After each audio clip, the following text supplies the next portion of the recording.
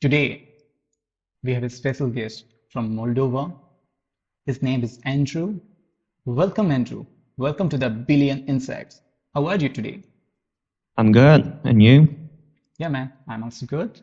So, could you please introduce yourself? Yeah, my name's Andrew.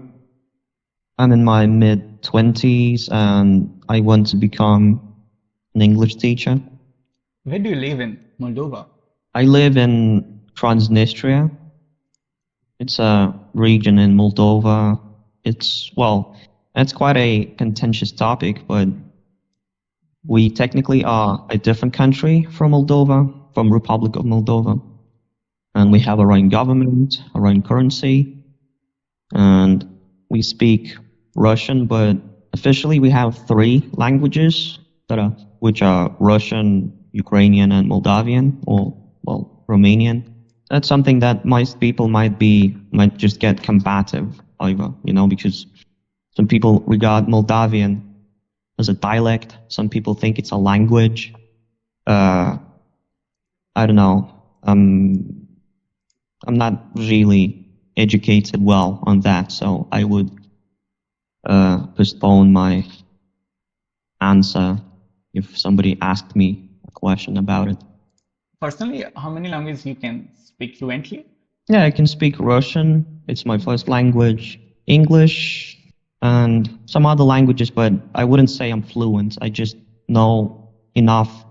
I'm kind of not fluent, but I'm not a beginner either. I'm something in between, so I can survive in the countries in which those languages are spoken. So it's complicated. But you can speak English so fluently. I mean, what is the secret behind it? I met some other Moldova people, but their English is not as good as yours. What is the secret behind your fluency? Thank you for the compliment. Well, just I hired some teachers online, studied sedulously, and read a lot of books in English. I used memory palace technique first of all to memorize some new words, some new vocabulary, and then I could easily recollect them, so I was kind of keeping tabs on new words that I acquire with quite sufficient, for my needs. Could you say anything in your Russian, like how you like to say hello in Russian and how are you and nice to meet you, both in Russian and Romanian? Romanian is not my first language. I am currently studying Romanian. Okay. I would say I'm near B1 level, and I've been studying for 5 months now. So I'm far away. I'm far from fluent as of now, but I can say basic things if you want me to. Well, yeah, if you want to say hello, it's "Здравствуйте." How are you is "Как дела?" But if you want to be formal, you could say "Как у вас дела?" Okay, coming to your country, could you say any interesting thing about your country? We have decent food in here. In my region, it is kind of a mix of Russian, Ukrainian, and Moldavian cuisines. So our food is quite diverse. And you can eat Ukrainian borscht. You can try some mama liga. If you're into Moldavian food, zama is quite decent. Some buckwheat with cutlets, which is something so basic, yet it's super healthy and it's quite popular in here.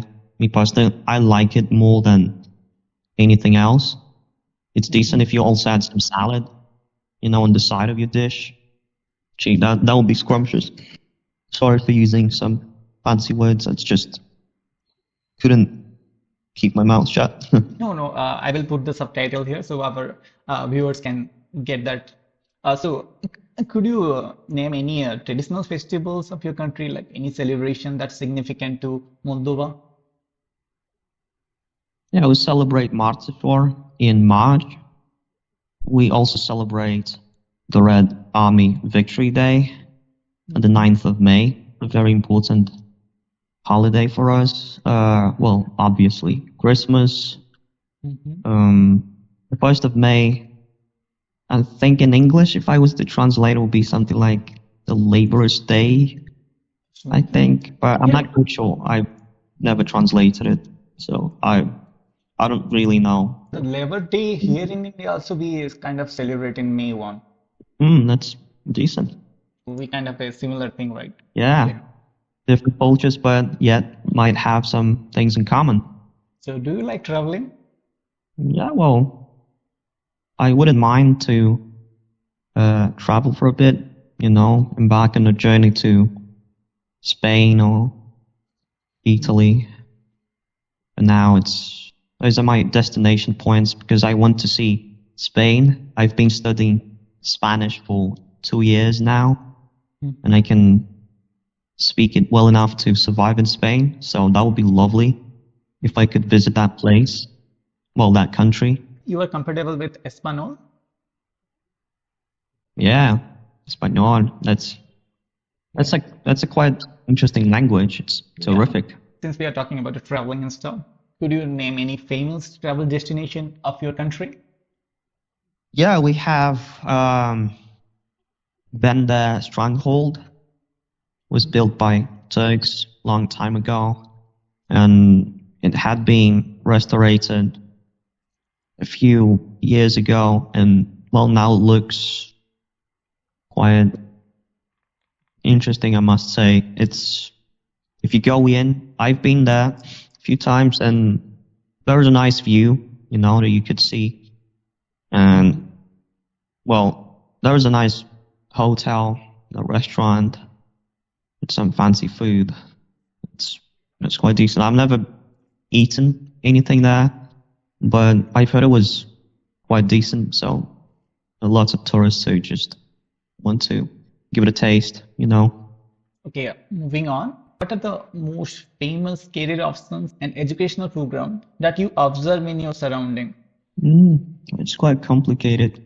I think we have some sort of a balance between various professions in a way. Well, we have a lot of policemen in my Mhm. city in particular because, well, it's quite popular, to study in police academy.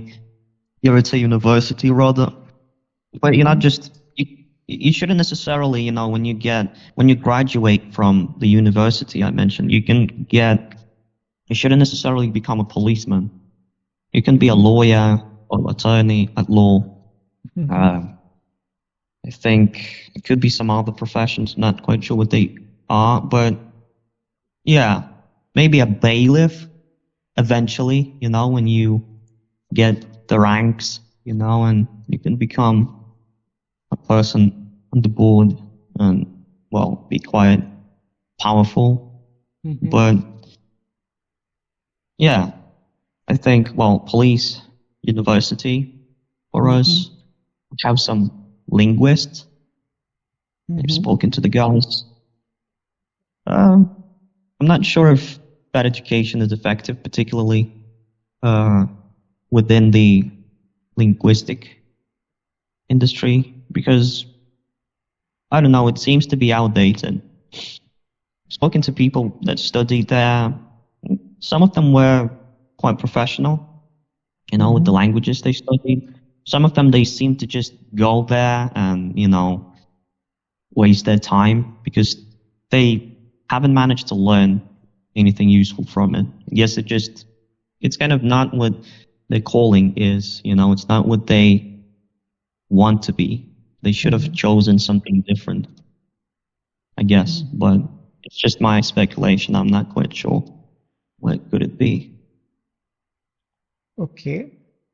How do young people in your country view entrepreneurship? I would say we have some entrepreneurs that are quite successful. They Mhm. usually, I don't know, some people they have connections so they can easily, sort of get the project, get the business off the ground. Some Mhm. people are very hardworking, they work day and night. They know their profession, the discipline, the field, the domain that they want to work in. They know it inside and out, so they can definitely just, learn some business strategies, maybe go abroad. get some money, put aside a few $1,000s and establish a business, open, I don't know, a coffee shop, for example, or a bakery. Seeing people like that, yeah, should be something quite productive, But I guess they view it in a positive way because it allows you to work for yourself. Because if you're working for someone, well, I used to work in a bakery for a few years, and well, it wasn't that pleasant, It was quite strenuous because you had to work pretty much 8 hours a day, and it was not just menial work that could just drive you crazy. It was because of high temperatures. It was those commercial ovens that we had and those old trays that you had to push hard. Proofers, the dough would start raising up and all that, and you have to control it. And I was quite, well, some people were really nervous about it, and they couldn't really work like that. And the salary was quite low, but well, for our region, it was kind of average, but it's not enough to survive, I'm afraid. Yeah, sorry for deviating from the question, but yeah, I think they view it in a positive way, like I said before. Yeah, I want you to be as candid as possible. And yeah, I guess this kind of conversation is kind of natural, I would say. Can I ask about what is the average temperature in winter and summer in your country? It differs from year to year. It could be, well, this year it was in early January this year. Yeah. I think it went down to negative 17, well, minus 17. We had a lot of snow, when you wake up, venture to window, look out of it, and you see that snow blanket, and that blizzard outside. It's a nice view, but it melted quickly, melted away after maybe a few weeks. So now it's 12 degrees, I think. So what is the average temperature in summer? Summer was, it depends. In July, I think last year, the scorcher was probably 38 degrees in July, but it was not an average temperature. It was average, Max. I would say 30. Yeah, maybe, around 30. And in winter, minus 17, it was the lowest temperature we had. The average would be, I guess, 2 degrees, presumably. Okay. So in many part in Moldova, in summer, the temperatures can go up to 38 degree, 40 degrees Celsius, right? When it's, when it feels like it's, it's boiling hot, sweltering. In other words, it's just unbearable. In minus 70, I can sense that. Yeah, it's too much, I would say. So, okay, moving on. Are there any misconception or stereotype thing about your country that you like to address? Stereotypes about my country that I would like to address? Yeah. Well, people tend to think that it's quite dangerous out here. Well, I would not say it is, because I was outside with my mate, just walking around, having a good time at 2 o'clock at night, and we've never been beaten up, or no one tried to rob us. Well, there were maybe 2 street fights, but it was we could avoid them, but some of my friends were a bit, sloshed, a bit drunk. So I went over to, break the fight, so we managed to. But it's kind of a personal experience. But in general, what do you think what are the general misconception about your country? Last year, I met some foreigners in here. They spoke English, and well, I figured maybe they need help. Maybe I could, be the guide if they need, someone who knows the place well. So I came up to them. There was a guy from Mexico. We spoke some Spanish, and that was quite sufficient because, well, he was kind of flabbergasted because he didn't expect some people live here to speak Spanish. But I said, well, I wouldn't say it's a popular language out here, but his friends spoke English, and one of them told me that our country is considered level 3 out of 4 when in terms of jeopardy. You know, he said we're on the 3rd level. So the first one, which stands for the safest place ever, level 4 for the most dangerous places. I think he mentioned Somalia, not sure how to pronounce it correctly, having done my geography class for a while. He said that, first of all, he's surprised that you speak Spanish. And the second thing he said to you that your country is, level 4 in the danger meter. Is that what you're saying, right? Yeah, it briefly mentioned it when we were at a bar, and I asked him. Well, it was another guy. The guy from Mexico never said that. It was the other guy, and they weren't friends even. They stayed at a hostel in Chisinau, and they decided to do a little city break in Tiraspol. And yeah, he was from Sweden. And I asked him, like, what do you guys think of our country in Sweden? Is there any stereotype about us? And he said, we have a lot of people who genuinely think that this is a very dangerous place. And I said, well, as you can see, it's not. You know, it's kind of safe. No one would attack you or whip out a knife and come at you saying, give me your wallet, you know, or try to swindle you. And he said, yeah. Like now we can see that, you know, it's just a sheer stereotype. It's not true. Okay, moving on. Yep. Can you name any famous person of your country, like maybe a scientist, athlete, artist, singer, you know? Yeah, for example, the saxophone guy from Eurovision, I think 2012, 2013. There is a band called Ozon. They are famous for their, well, some people call them one-hit wonder, but, well, I like them.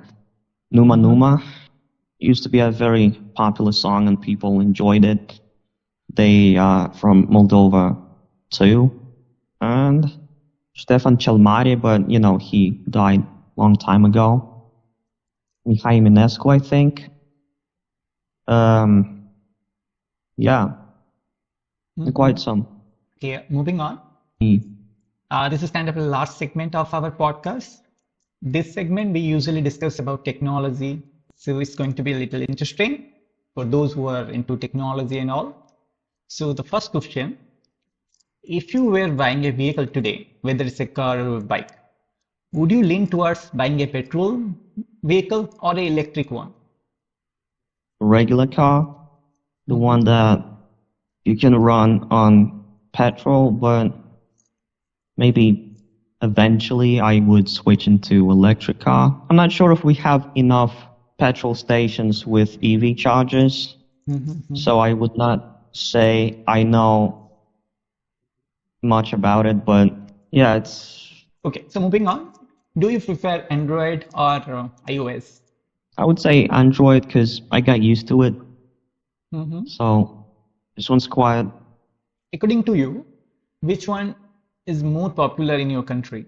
I guess Android. I'm not quite sure. I didn't pull up the statistics, but I think it's popular. I mean, in your surrounding. So same with the computer. Is it Windows is popular, right? Then Mac. Yeah, definitely. That's this one beyond the shadow of a doubt is 100% true. Yeah. Windows is way more popular. What are the 3 most popular smartphone brand in your country? Xiaomi, if I pronounce it well. It's a Xiaomi, yeah. Xiaomi, well, Samsung.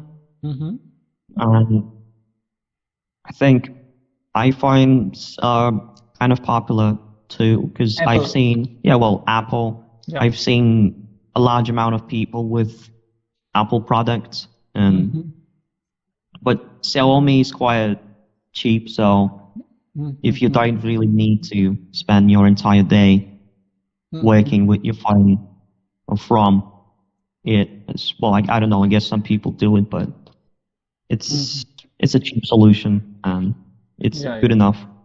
Yeah, Assam is very popular in many other country also. Yeah. So okay, Yeah. moving on. All right. What are the most popular website in your country? Like e-commerce, social media, food delivery, something like that. Popular website or application?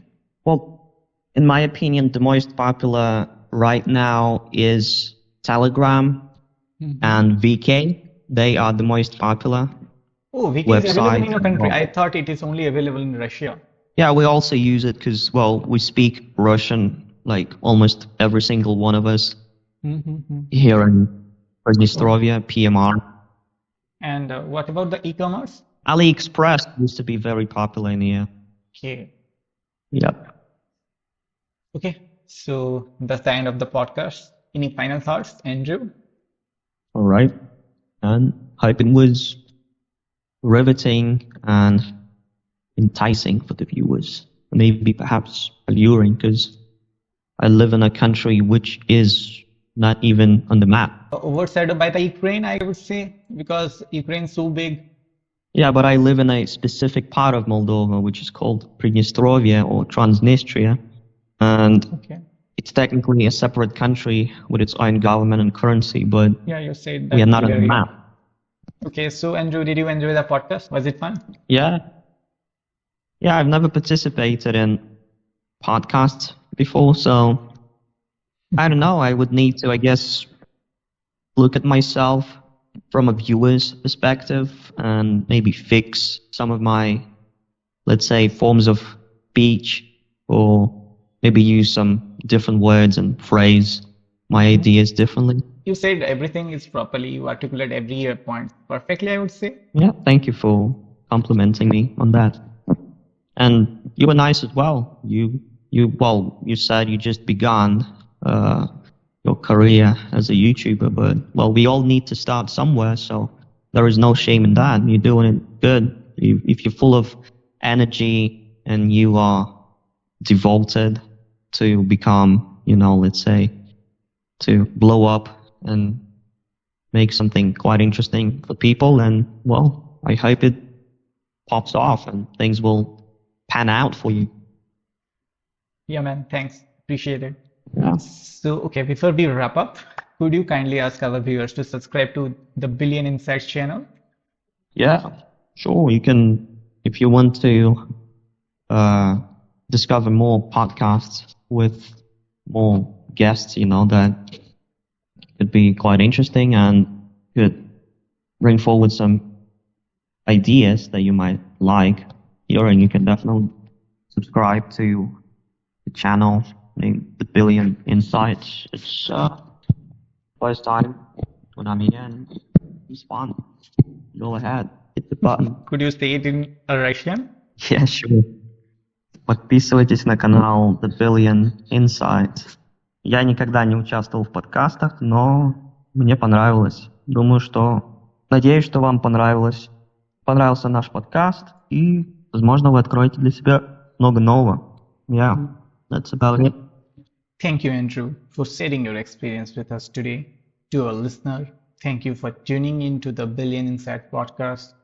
Stay tuned for more exciting episodes, and until next time, dream big and work hard. This is Sri signing out. Peace.